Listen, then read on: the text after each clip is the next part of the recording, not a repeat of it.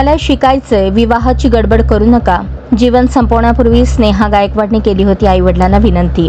इयत्ता 10वीच्या बोर्ड परीक्षेत 83% घेतलेल्या स्नेहा गायकवाड हिने नोकरीचे स्वप्न पाहिले आणि सोलापुरातील दयानंद महाविद्यालयात 11वीसाठी प्रवेश घेतला.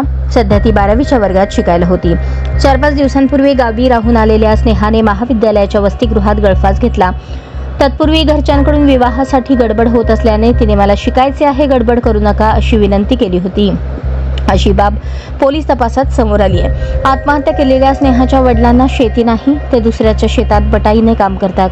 आई देखील अशीच दुसऱ्याच्या शेतात मजुरीने काम करते. कौटुंबिक स्थिती हलाखीची असताना देखील स्नेहा 10वीच्या परीक्षेत प्रथम श्रेणीत उत्तीर्ण झाली होती. त्यामुळे तिला पुढे शिकायचे होते. तिच्या पालकांनी तिचा सोलापूर शहरातील दयानंद महाविद्यालयात प्रवेश घेतला. ती वसतिगृहात राहायला होती. दरम्यान काही दिवसांपूर्वी तिने वसतिगृहातून काही कपडे व पैसे चोरल्याचाही आरोप झाला होता.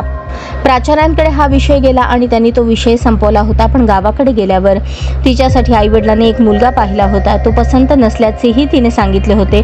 त्यानंतर तिच्या आत्याने दुसरा मुलगा सुचवला होता, पण स्नेहाला एवढ्यात लग्न करायचे नव्हते. वडिलांनी तिला ज्या दिवशी वसतिगृहात आणून सोडले त्याच दिवशी सायंकाळी तिने गळफास घेतला. उन्हाळ्यात सुट्टी काही दिवसांनी लागणार होत्या. तत्पूर्वीच तिने जीवन संपवले. या गुन्ह्याचा तपास सहाय्यक पोलीस निरीक्षक गायकवाड करत होते. स्नेहाच्या सुसाईड नोटमध्ये काय लिहिले आहे ते पहा. चांगले शिकून हातावरील पोट असलेल्या कुटुंबाची परिस्थिती सुधारून आपल्या आईवडिलांना करावी लागणारी मजुरी कायमची थांबावी असे स्वप्न पाहणाऱ्या स्नेहाने अचानक टोकाचा निर्णय घेतला. गळफास घेण्यापूर्वी तिने एक सुसाईड नोट ठेवली होती, ज्यात तिने आईवडिलांची माफी मागून मी जीवनाला कंटाळल्याचे नमूद केले होते. याशिवाय माझ्या आत्महत्येला कुणालाही जबाबदार धरू नये असेही त्या सुसाईड नोटमध्ये म्हटल्याचे पोलिसांनी सांगितले.